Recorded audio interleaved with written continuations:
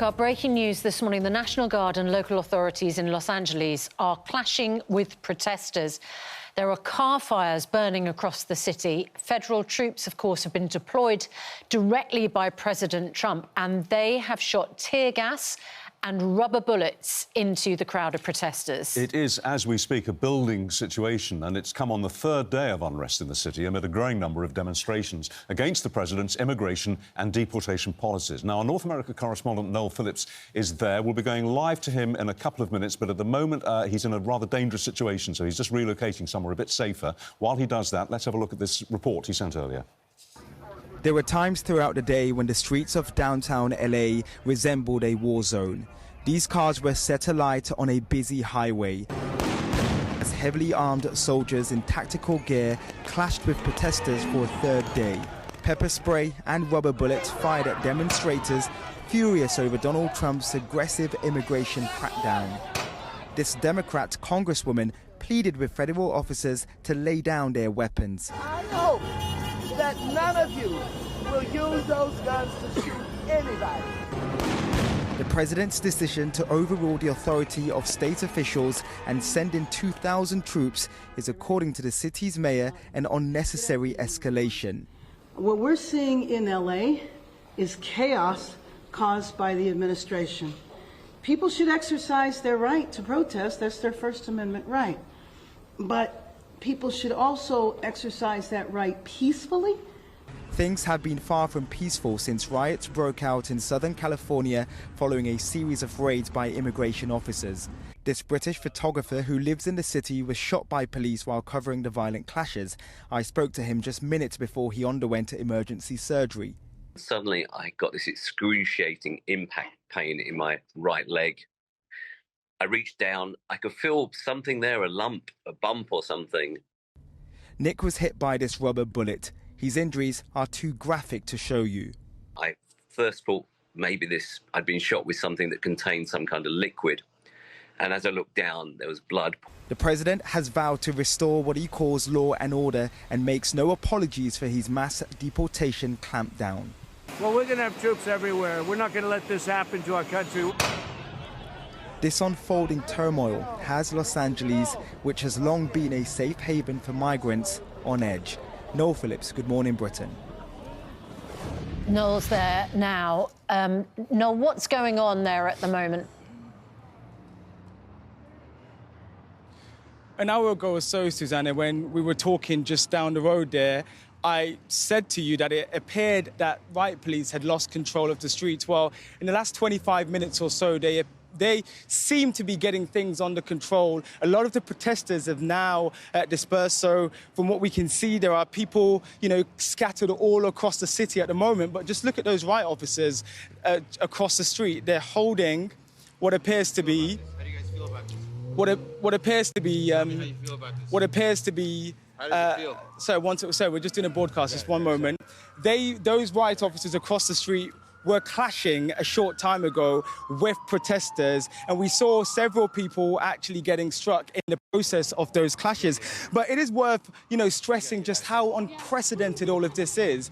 Remember, Donald Trump has deployed the National Guard on the streets of Los Angeles. In response to that, people who live in this community are furious. They're angry. They don't believe that cracking down on immigration should in essence, be a military problem. The last time a president overruled a governor was in 1965 during the Civil Rights era.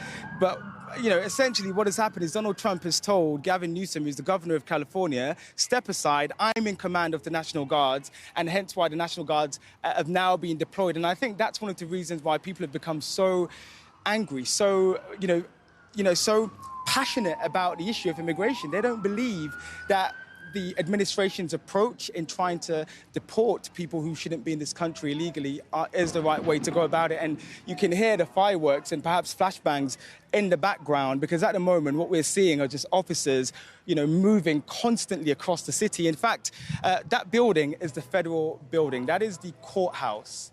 And these are the buildings that these officers are trying to protect. Down the street, away from here, the Los Angeles Times offices had been broken into.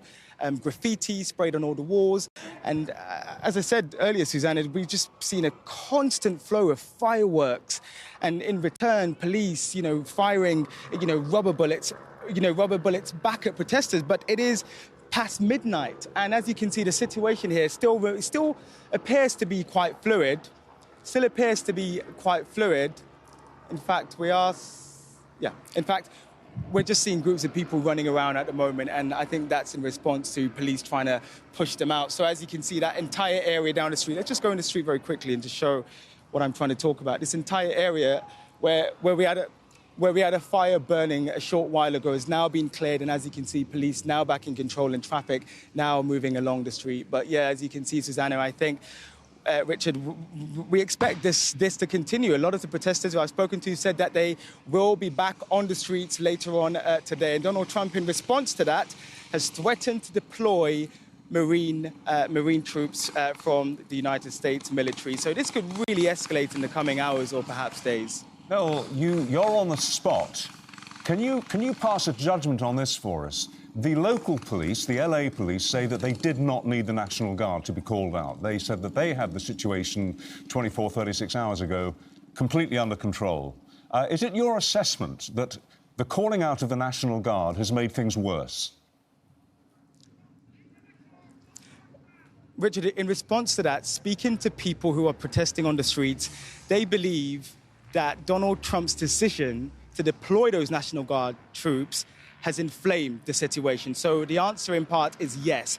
As you can see at the moment, these are LAPD officers who have control of the downtown area. We've not seen any National Guard troops because it now appears that they have gained control. So it's going to be interesting over the next couple of days or the coming hours to see how both law enforcement agencies decide who wants to take the lead should these protests continue. But I think, as I said, it is worth saying this is historic. I mean, it feels in a strange way that we're stuck in some war zone, and every 30 seconds we hear these big explosive fireworks just going off constantly and people just scattering. But the reality, Richard and Susanna, is that this is downtown Los Angeles, and I think there's a lot of questions that will be asked in the coming days, or perhaps when this city wakes up on a Monday morning, as to what on earth has been happening and what leaders will be doing to de-escalate, or will Donald Trump continue to escalate the situation here? Noel, thank you. Stay safe, and we'll be back with you if anything more develops there on the streets of downtown Los Angeles, now declared an unlawful assembly area by LA police.